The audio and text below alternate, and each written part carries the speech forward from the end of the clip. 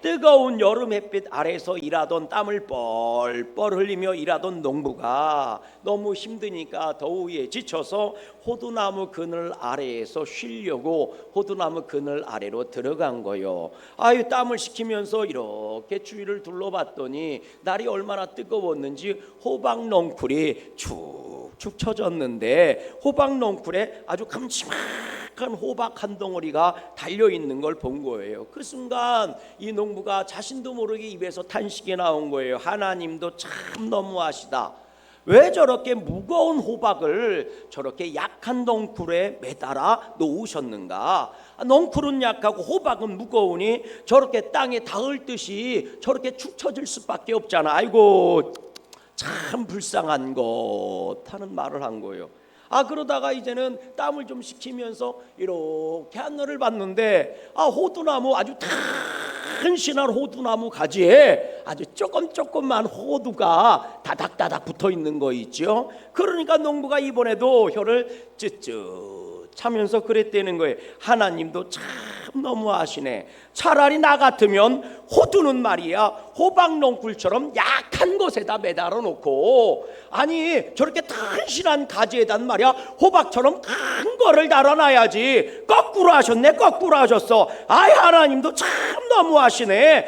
이러니까 얼마나 힘들겠어. 얼마나 힘들겠어. 그러는데 순간 말이죠, 호박 하나가 툭 하고 떨어져서 이 농부의 이마를 딱 하고 때린 거예요. 순간 농부가 얼마나 아픈지 아이고 아파라, 아이고 아파라. 그러다가 하나님께 감사했다는 것 아닙니까? 하나님, 저 무거운 호박을 호두나무 가지에 매달아 놓지 않은 걸 감사합니다. 만약 그랬으면 큰일 날 뻔했습니다. 나 죽을 뻔했어요. 하나님 감사합니다 했다는 웃지 못할 얘기입니다.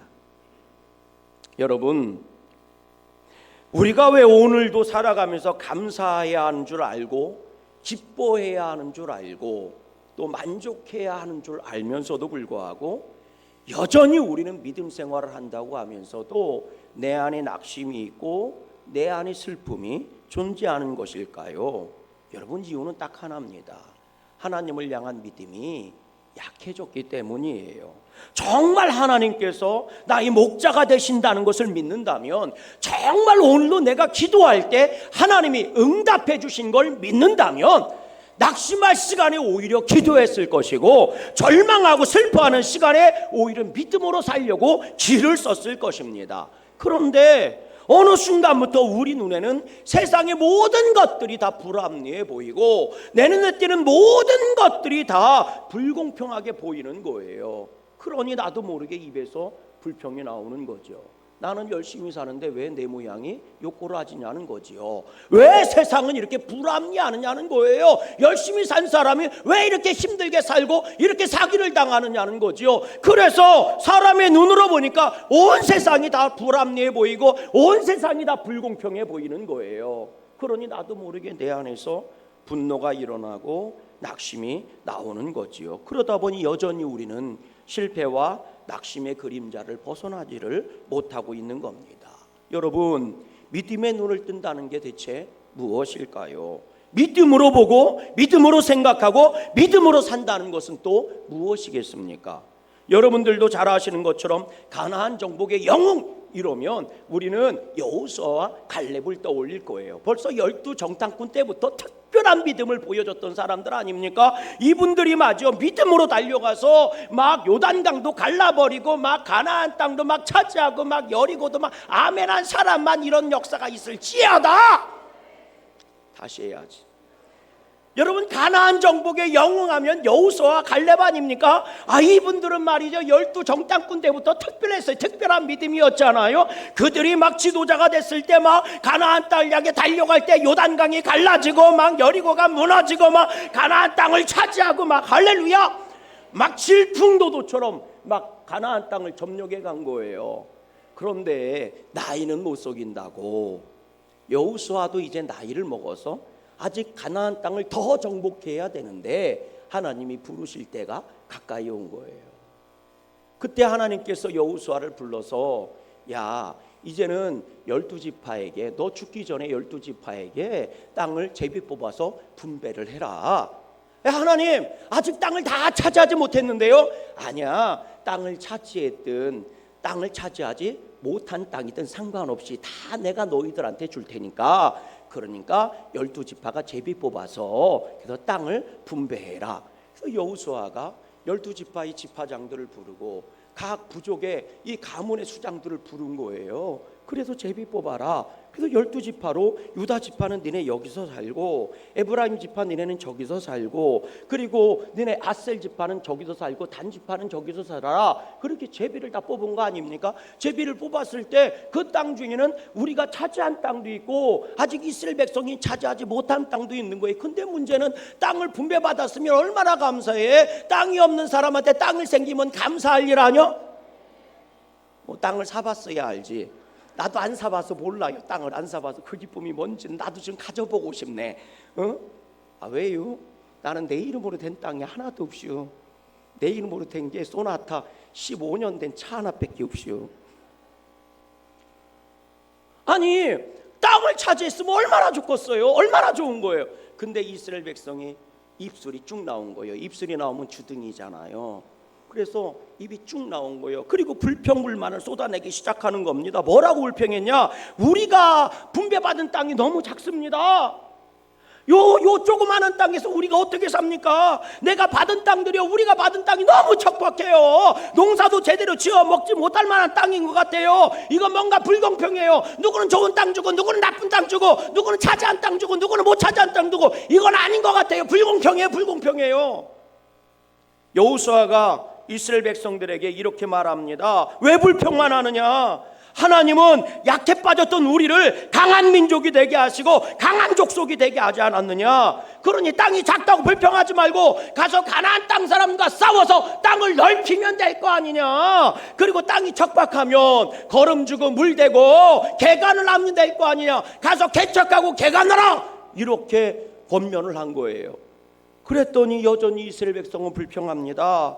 아니, 어떻게 땅을 개척하란 말입니까? 가나안 족속이 얼마나 강한 줄 알아요? 그들은 철로 만든 칼을 가지고 있고 철로 만든 방패를 가지고 있고, 그들은요 말과 병거와 마병이 있어요. 우리가 어떻게 걔네들하고 싸워서 이겨요? 말도 안 되는 소리 하지도 마세요. 걔네들이 얼마나 강한 줄 아십니까? 그때 위대한 가나안 정복의 영웅이 또 하나 나서죠. 그게 갈렙 아닙니까? 갈렙이요 여호수아 앞에 와서 다 신에게 12척이 있습니다. 이런 심정으로 아뢰는 거예요. 여호수아요, 저 산 헤브론 산지를 우리한테 주십시오. 하나님께서는 분명 저와 당신에게 약속해 주지 않으셨습니까? 우리가 12정탐꾼이 되어 가나안 땅을 밟을 때에 우리가 밟은 땅을 다 우리에게 주신다고 말씀해 주시지 않으셨습니까? 저 땅을 내가 그때 밟았습니다. 그때 저 땅을 내가 밟았으니 저 땅은 내 것입니다. 그러니 저 땅으로 나에게 진정 명령을 내리십시오. 저 땅을 내가 차지해야 되겠습니다. 여호수아가 가라 명령을 내리고 갈렙이 유다 지파의 백성을 몰고 헤브론 산지를 향해 가는 거예요. 그때 갈렙의 나이가 85살입니다. 말 그대로 호백발이지요. 허리가 굽을 대로 굽은 노인네지요. 그렇게 뒷방 늙은이가 되기도 시원치 않은 판에 갈렙이 여호수아 앞에 나서고, 그리고 맨 앞에서 헤브론 산지를 향해 달려가는데, 여러분 기가 막힌 게 헤브론 산지에 누가 살고 있었느냐? 아낙 자손이라는 사람이 살고 있었다는 거예요. 얘네 족속들이요 가나안 족속들 중에도 엄청나게 센 놈들입니다. 얼마나 센지, 전쟁을 얼마나 잘하고 기운이 얼마나 이 싸움을 잘했는지요. 심지어는 뭐라고 불렀느냐? 그들을요 기골이 장대하다고 거인 족속이라고 부른 거예요. 싸움을 잘한 네피림의 후손이라고 얘기한 겁니다. 그러니 말 그대로 잽도 안 되는 거죠. 호백발 85살 허리 꼬부라는 할아버지가 갑옷을 입고 칼을 아무리 잘 써도 그렇지 쫓아간다고 쫓아가고 있는 사람들도 미친놈들이고, 그걸 차지하겠다 달라고 했던 것도 노망난 거예요. 그런데 결국 갈렙은 헤브론 산지를 차지합니다. 그리고 그 헤브론 산지에서 다윗이 왕국을 세우고 통일 왕국의 이스라엘이라는 나라의 기틀을 만드는 거예요. 여러분, 그들이 얼마나 강한 족속인데 어떻게 그들을 향해서 눈도 깜짝하지 않고 갈렙은 달려가는 것일까? 지금요 갈렙은 이스라엘 백성에게, 불평만 하는 이스라엘 백성에게 믿음의 답을 가르쳐주고 있는 겁니다. 아무리 가나안 땅에 사는 민족이 거대하고 대단해도 하나님을 향한 믿음으로 달려가는 사람의 앞길을 막을 수 있는 사람은 하나도 없다. 봐라, 안악자손이 아무리 강하고 기구리장대해도 믿음으로 달려간 우리에게는 조족지열 아니냐, 그냥 우리의 밥에 불과하지 않느냐, 그냥 힘도 쪽도 못 쓰고 무너지지 않느냐. 그러니 너희들도 불평 불만만 하지 말고 믿음으로 달려가라. 꼬부랑 할아버지 나도 하는데 니네인들 못하겠니? 이렇게 말하고 있는 겁니다. 여러분, 이것이 바로 믿음의 능력인 줄로 믿어요. 이것이 우리들의 소망이고 힘이 되기를 주의 이름으로 소망합니다. 여러분들도 잘 아시는 것처럼 마태복음 10장 16절을 보세요. 주님께서요 12명의 제자들을 파송을 하는 거예요. 그러면서 뭐라고 말씀하셨느냐, 이렇게 말씀하셨어요. 함께 한번 읽어볼래요? 마태복음 10장 16절 시작. 보라, 내가 너희를 보냄이 뭐를? 양을 누구한테? 이리 가운데로 보냄과 같도다. 그러니까 너희는 뱀처럼 지혜롭고 비둘기처럼 순결하라, 이렇게 말씀하신 거예요. 여러분, 이게 말이나 됩니까? 지금 제자들을 어디에 보낸대요? 이리 한가운데로, 이리 때 가운데로 보낸다는 거예요. 이리가 뭐예요? 이리가 뭔지도 모르네. 왜 늑대를 이리라고 그러는 거예요? 승냥이를 이리라고 그러는 거예요? 이빨이 이렇게나 하는 거 있잖아요. 왜 있잖아요. 보름달만 뜨면 막 으악 하고 이렇게 나오는 늑대 인간의 그 늑대, 그게 이리 아닙니까? 아니, 근데 우리를 뭐라고 얘기해요? 양이래요. 아, 그건 그럴 수 있어요. 그러면 여러분, 상식적으로 생각해 보세요. 양을 이리떼 가운데로 보낸다? 그럼 양이 어떻게 되겠어요? 잡아먹히지 뭘. 100% 아닙니까? 아니, 이리떼 가운데 양을 보내면 양이 이리를 잡아먹겠어요? 이리가 양을 잡아먹겠지? 아, 몰라요? 양을 봤어야 알지. 하여튼 동물의 왕국도 안 봐가지고, 아니, 상식적으로 생각해봐요. 아니, 이리가 양을 잡아먹지 양이 이리를 잡아먹습니까? 그런데 주님 말씀하세요. 너희는 양이라. 그렇지, 나는 양이니까 아멘 아멘 하는데, 그 양을 그럼 양 우리에 좀 잘 지키시든가, 푸른 초장과 실만한 물가로 인도하시든가, 아, 이러면 얼마나 좋아요. 그런데 너희를 이리떼 가운데로 보낸다는 거예요. 승냥이 가운데로 보내. 아니, 그러면 우리를 승냥이 가운데로 보내고 이리떼 가운데 보낼 거면 울부짖는 사자처럼 말이죠. 막 깃털 날리면 너희는 사자니 이리떼 가운데 보낸다고 맞싸고 달려갈 거예요. 나는 이 세상이 말이죠, 승냥이 때와 같으면 주님이 우리를 보낼 때 못하도 그래 여우처럼 꾀라도 부릴 수 있게 만들어 놓고, 너희는 여우처럼 꾀가 뛰어나니 저들한테 가서도 이길 거다, 뭐 이렇게 넣어야 되는 거 아닙니까? 근데 너희는 양이다 그래 놓고 나서 이리떼 가운데로 보낸다는 거예요. 이게 말이나 되는 소리입니까? 가서 잡혀먹히라는 얘기지. 그런데 여러분, 이 양이 그저 그런 양이 아니더라는 거죠. 이 양은 이리들한테 잡혀먹는 양이 아니라는 거예요.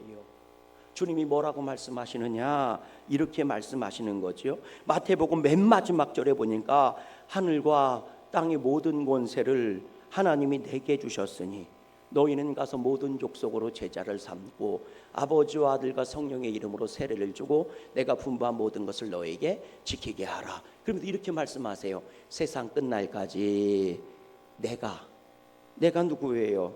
하늘과 땅의 모든 권세를 받은 내가, 하늘과 땅의 모든 권세를 받은 내가, 너희 누구예요? 양인 너희, 하나님의 사명을 감당하는 너희, 이리떼 가운데로 내가 들여보낸 내 양과 세상 끝날까지 함께 있을 것이다. 여러분, 양은 그냥 양이 아닙니다. 이리떼 가운데 보내는데 세상을 이기신 주님이 목자가 되어서 같이 가시겠다는 거예요. 그러니 마가복음의 마지막엔 뭐라고 얘기해요? 믿는 자들에게는 양이지만 이리에게 보냄을 받아서 사명을 담당하는 믿음의 사람들은 주님이 뭐라고 말씀하세요? 믿는 자들에게는 이런 표적이 따르니 곧 내 이름으로 귀신을 내쫓을 것이고 방언을 말하게 될 것이요 뱀을 집어 올려도 해를 당하지 아니하고 독을 마실지라도 죽지 않을 거다. 병든 사람에게 심지어 손을 얹느냐? 그럼 그 병든 사람이 낫게 될 것이다. 왜? 양이 대단해서, 양이 능력이 많아서, 양이 지혜가 충만해서?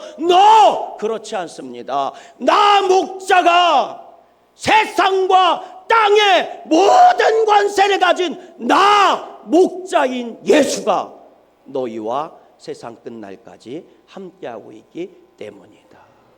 그래서 주님은 말씀하시는 거예요. 내가 너희의 영원한 백그라운드가 돼줄게. 그러니 너희는 뭐 갖고 살아라? 믿음 갖고 살아라. 오늘 본문 말씀 보세요. 바울은 이것을 알고 있었어요. 그래서 16절에서 뭐라고 얘기합니까? 우리 16절 말씀 같이 한번 읽어봐요. 시작. 내가 복음을 부끄러워하지 아니하노니 이 복음은 모든 누구에게 믿는 자, 모든 누구에게 믿는 자, 공부를 많이 했든 적게 했든 잘 살든 못 살든 능력이 있든 없든 아프든 안 아프든 남자든 여자든 애나 어른이나 상관없이 모든 믿는 자에게는 구원을 주시는 하나님의 뭐가 되느니라? 하나님의 능력이 됨이니라. 복음이 뭐가요? 복음이. 그 복음이 뭐예요? 예수님인 줄로 믿어요. 그 예수님이 누구예요? 오늘 내가 믿는 나의 구주가 되시지 않습니까?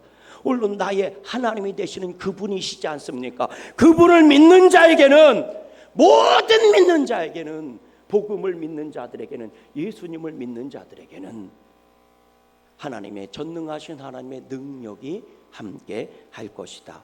능력이 될 것이다. 복음에 대한 믿음과 사명으로 불타올랐던 바울은요, 그래서 빌립보서 4장 13절에서 이렇게 선포하는 거예요. 내게 능력 주시는 자 안에서, 내게 능력 주시는 자 여호와 안에서, 내가 믿는 바로 그분 예수 그리스도 안에서 내가 모든 것을 할 수 있느니라. 이리 때 가운데 있어도 내가 할 일을 다 마칠 수 있다. 늑대가 아니라 사자의 아가리 속에 있어도 나는 내가 할 일을 할 수 있다. 내게 능력 주신 자 바로 그분 안에서 내게 모든 것을 할 수 있느니라. 여러분, 오늘 우리들이 살아가는 세상을 보세요. 부르조리하지요. 불합리하지요. 말도 안 되는 일들이 일어나지요. 그러다 보니 내 인생이 초라해 보이지요. 한심해 보이지요. 이 엄청난 세상에 내가 살아가자니 마치 정말 주님 말씀처럼 이리 때 한가운데에 양이 들어가 사는 것처럼 벌벌 떠는 환경만 벌어지고 벌벌 떨고 근심하고 염려하고 걱정할 일만 생기지 않습니까? 이게 세상이지 않습니까? 얼마나 불합리하고 얼마나 부조리한지 양이 살 수 있는 세상이 아니더란 말이죠. 말도 안 돼요. 그래서 주님께서 우리에게 믿음을 주신 겁니다. 오직 믿음으로 살라고 말이죠. 오직 믿음으로 이 이리때 같은 세상을 이기고 하나님의 복을 누리라고 말입니다. 그래서 오늘 보면 17절에 이렇게 강력하게 바울은 외치고 있는 거예요. 같이 한번 읽어보세요. 시작. 복음에는 하나님의 의가 나타나서 믿음으로 믿음에 이르게 하나니 기록된 바 오직 의인은 믿음으로 말미암아 뭐하리라? 믿음으로 말미암아 뭐하리라? 살리라. 너희가 믿는 믿음으로 너희가 살 것이다. 그러니 너희도 믿음으로 믿음에 이르게 한다고 했으니 믿음으로 살아라. 믿음으로 살아라. 오직 의인은 믿음으로 삽니다. 그래서 솔라 크라이스트, 솔라 피데, 솔라 글로리아. 오직 믿음으로, 예수 그리스도를 향한 믿음으로, 그 은혜로 사는 게 오늘 저와 여러분들의 인생인 거예요. 여러분, 오늘 보면 10절 말씀을 한번 읽어보세요. 바울이 로마 성도들에게 이렇게 표현하거든요. 읽어보세요. 시작. 어떻게 하든지 이제 하나님의 뜻 안에서 너에게 나아갈 좋은 길 얻기를 원하노라. 사실 바울은요, 지금 오늘 본문에서 이렇게 말해요. 로마에 나 열심히 가고 정말 가고 싶다. 여러분들이요, 로마 성도들이요, 나 정말 여러분들을 만나고 싶다. 그런데 여러 번 너에게 가고 싶었는데 하나님이 이런 일 저런 일로 다 막아버리셨다. 그래서 내가 마음은 벌써 갔는데 몸뚱아리가 가지 못하고 있다. 참 아쉽고 안타깝다. 그래서 내가 몸은 못 가지만 너에게 먼저 내가 편지글로 너희들과 교제했으면 좋겠다. 그리고 열심히 쓴 글이 오늘 로마서인 겁니다. 로마서를요. 아멘. 아 진짜요? 다시 얘기해야지. 바울이요 로마를 열심히 가고 싶었는데 이런 형편 저런 형편 하나님이 막아서 못 갔어요. 그래 몸을 못 가니까 얼마나 안타깝겠어. 로마 성도도 얼마나 만나고 싶었겠어. 그래서 내가 몸은 못 가지만 내가 글로라도 써서 여러분들을 만났으면 좋겠다. 이래서 열심히 로마서를 써서 보낸 게 그게 로마서요. 여러분들이 필사하고 있는 그게 로마서라고. 그러니 바울의 심정으로 로마서를 써야 되지 않겠어요? 로마 성도들이 읽는 심정으로 로마서를 읽어야 될 줄로 믿어요. 그러면 여러분 바울은 왜 그렇게 로마에 가고 싶었던 것일까? 왜 그렇게 치를 써서 애간장을 녹이면서 로마에 가고 싶었을까? 오늘 본문 11절 말씀은 이렇게 얘기해요. 읽어보세요. 본문 11절입니다. 시작. 내가 너희 보기를 간절히 원하는 것은 어떤 신령한 은사를 너에게 나누어 주어 너희로 뭐예요? 견고하게 하려 함이라. 신령한 은사를 나눠주려고 너희를 만나고 싶다는 거예요. 무슨 가갖고 뭐 밥 한 그릇 먹으려고 그러든가 로마 사람들이 뭐 음식을 잘해갖고 우리 교회처럼 뭐 불갈비 좀 먹어보려고 간다든가. 아유 우리 그거 잘해요. 그러든가 뭐 아니면 바자회를 좀 참석해보고 싶어. 그게 아니고 바울이 정말 로마에 가고 싶었던 이유는 이것 때문이라는 거예요. 신령한 은사를 너희한테 나눠주고 내가 경험하고 내가 만났던 그 신령한 은사를 너희한테 주고 너희들이 그곳으로 받아서 더 견고한 믿음의 승리를 거두고 믿음의 복을 누리는 그런 성도들이 되기를 원하기 때문이다. 그럼 신령한 은사가 뭐예요? 그게 복음이었던 거예요. 복음을 내가 경험하고 내가 깨닫고 내가 만난 복음을 너희한테 나눠주기를 원한다는 거예요. 그럼 그 복음의 핵심이 누구요? 예수님입니다. 내가 만난 예수님을 너희한테 얘기해 주고 싶고 내가 살아온 예수의 길을 너희한테 얘기해 주시고 예수님이 나를 통해 어떻게 약한 중에 강하게 하시고 연약한 중에도 든든하게 하시고 나로 하여금 어떻게 그런 성령의 능력을 일으키게 하셨는지 여기에 대해서 내가 너희들과 나누고 너희들도 나처럼 능력 있는 성도 이리때 같은 세상을 이기는 백성 든든히 서가는 그런 성도가 되기를 원하기 때문이다. 그래서 내가 너희를 만나기를 원한다. 여러분 이것이 사명인 줄로 믿어요. 복음이라는 거. 그래서 오늘 보면 16절은 다시 한번 읽어보세요. 뭐라고 얘기했는지. 시작. 내가 복음을 부끄러워하지 아니하노니 이 복음은 모든 믿는 자들에게 구원을 주시는 하나님의 뭐가 됨이니라. 능력이라. 예수가 능력입니다. 여러분들이 지금 쓰고 있는 로마서 말씀이 능력인 거예요. 여러분 복음이 능력인 겁니다. 그것이 신령한 은사인 겁니다. 죽은 자를 살려낸 것도 능력이고 병든 자를 고치는 것도 능력이고 방언을 하는 것도 능력이지만 진정한 능력은 복음입니다. 예수입니다. 그리고 이미 그 예수의 이름은 내 안에 있고 그 복음도 이미 내 안에 있습니다. 아멘이십니까? 그러니 여러분 이 세상 보면서 한탄하지 마시고 복음이 나에게 주신 하나님의 최고의 선물이고 은혜의 선물이고 최고의 능력이며 복이라는 사실을 깨닫고 그저 예수 이름 붙잡고 복음 붙잡고 승리하는 여러분 되셨으면 좋겠습니다. 천하 만국 중에 구원 얻을 만한 다른 이름 준 적이 없어. 오직 예수뿐이야. 예수뿐이야. 누구든지 주의 이름을 부르는 자는 구원을 얻을 거야. 내 이름으로 기도했어? 그럼 응답받을 거야. 예수의 이름으로 능력을 행하게 되는 거야. 제가 신학교에 처음 입학했을 때 이제 실천신학 과목을 듣는데요. 실천신학 교수님이 머리를 허연 교수님이 들어오시더니 저희를 쭉 둘러보시더라고요. 뭐 신학교 1학년 첫 수업이니까 뭘 알겠어요. 잔뜩 쫄아서 있는데 교수님이 쫙 이렇게 둘러보시더라고. 아이 컨택이라는 게 눈으로 하나하나 이렇게 딱 맞춰보시더니 예화를 하나 들어주시더라고요. 그게 첫 수업이었습니다. 그리고 끝났어요. 짧은 예화 한 토막이. 미국에 가서 미국에서요. 이제 교수님 얘기하는 거예요. 미국에서 이제 막 안수를 받은 신출내기 젊은 목사가 있었답니다. 그런데 운이 좋았는지 은혜였는지 제법 큰 교회에 담임 목사님으로 부임을 할 수 있게 된 거예요. 그러니 교회에서 새로운 담임 목사가 오셨으니까 그것도 젊은 목사님이 오셨으니 주님의 은혜지. 그래서 시즌 환영 파티, 목사님 환영 파티를 열어드렸는데 어떤 나이 지긋한 부인 한 분 성도가 오셔서 우리로 얘기하면 뭐 권사님이나 뭐 여선교 회장님이나 혹은 장로님 정도 되겠지요. 이분이 오셔서 이 이제 갓 목사들을 받고 온 신춘대기 젊은 목사님한테 그렇게 말씀을 하더라는 거지요. 목사님도 참 대단하십니다. 이제 목사님께서는 1000명이나 되는 많은 성도들의 요구를 만족시켜 주시는 힘든 일을 해야 합니다. 사람들이 변덕이 얼마나 심한지 한두 명 맞추기도 어려운데 1000명의 성도들의 하나하나를 다 맞춰주려면 목사님 얼마나 힘들겠어요. 아니 그래 이제 갓 목사도 받은 목사님이 겁도 없이 이런 기회를 부임해 오셨습니까? 그래 아이고 힘든 일을 하시겠다고 결정하셨는데 참 저는 도저히 이해가 잘 안 되네요. 이렇게 말하더래요. 그러자 젊은 목사님이 주저함 없이 이렇게 대답했답니다.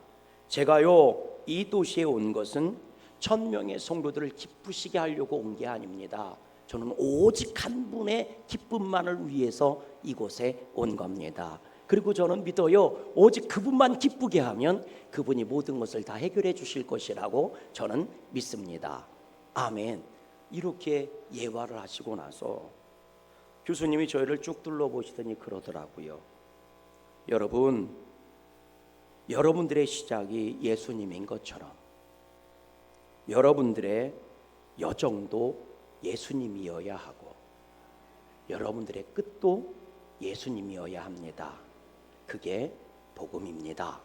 수업 끝. 그리고 나가시더라. 수업이 짧게 끝나서 너무 좋았어요.